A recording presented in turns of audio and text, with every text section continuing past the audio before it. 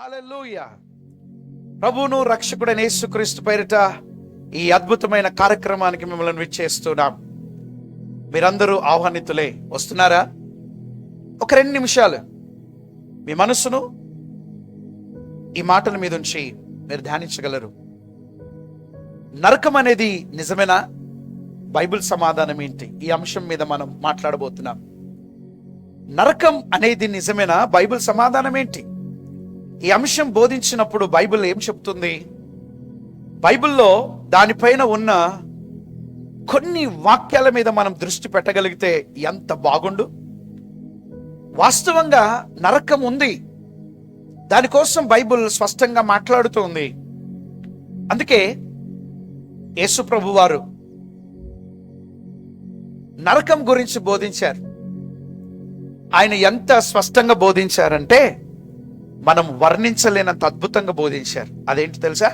మత్తయి సువార్త 5వ అధ్యాయం 22వ వచనం చదవండి. మార్కు సువార్త 9వ అధ్యాయం 43 నుంచి 48 వచనాలు చదివితే అక్కడ నరకం ఏమై ఉందో మీకు కనబడుతుంది. మరి రెండో విషయం చెప్తా. ఈ రెండో విషయాన్ని కూడా మీరు ఒకసారి ఆలోచించండి. ధనవంతుడు మరియు లాజర్ కథ. బీదవాడు ఒక గొప్పవాడు, ఇద్దరున్నారు. యేసు ప్రభు చెప్పిన ఈ సంఘటనలో మరణాంతరం స్థితి గురించి స్పష్టమైన బోధ మనకు కనబడుతుంది. లూకా సువార్త 16వ అధ్యాయం 19 నుంచి 31వ వచనం చదివితే మరణం తర్వాత మన జీవనం ఎక్కడ సెటిల్ అవుతుంది అని ప్రభువు స్పష్టంగా రాశాడు. ఇప్పుడు నీవు దీనికోసం ఆలోచిస్తున్నావా? ఆలోచించాలి. మరి ఊరికే ఏది లేదని చివరికి నీవు లేకుండా పోతావేమో.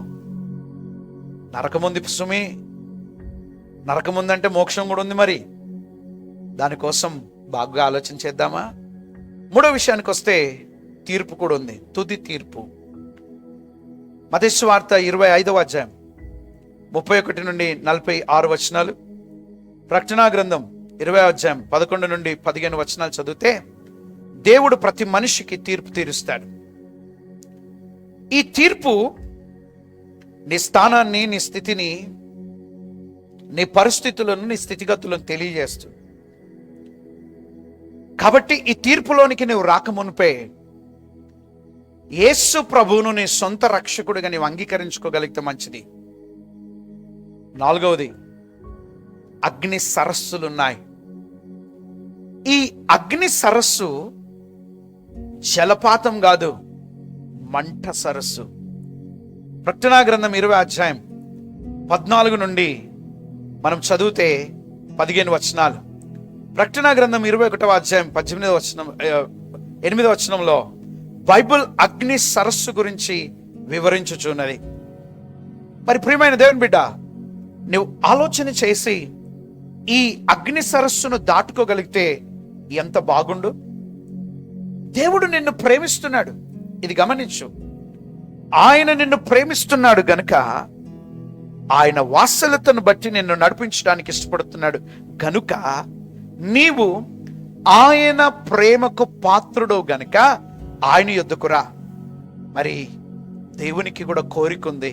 ఏంటి తెలుసా? పేతురుకు రాసిన పత్రిక 3వ అధ్యాయం 9వ వచనం, హెజ్కేలు గ్రంథం 33:11 వచనంలో దేవుడు ఎవరు కూడా నశించొద్దు అని కోరుకుంటున్నాడు. దేవుని కోరిక నువ్వు నశించొద్దు అని. నువ్వు నశించొద్దు అనే ఆయన కోరిక. నిన్ను వెతుకుతున్నాడు. మరి వస్తావా ఆయన దగ్గరికి? దేవుడు నశించొద్దని ఆశపడ్డాడు.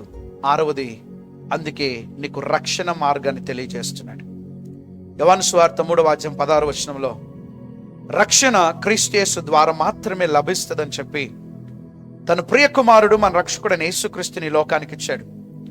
మరి రక్షణ మార్గం ఉంది, నువ్వు నశించొద్దనే కోరిక ఉంది కనుక నీకోసం ప్రవక్తలను, పాస్టర్లను, కాపరులను, యాజకులను స్వయంగా నువ్వు చదువుకోవడానికి బైబిల్ని, నీకు నువ్వు దేవునితో మాట్లాడుకోవడానికి ప్రార్థన అనే శక్తినిచ్చాడు. ఇప్పుడైనా ఈ నరకము నిజమే అని గమనించి బైబిల్ సమాధానాన్ని గ్రహించి నీ జీవితాన్ని మార్చుకుని ప్రభువునకు దాసుడు అవుతావా? నువ్వు దీవించబడతావు. ఆ మేలు నీకు కలుగును గాక. ఆమేన్.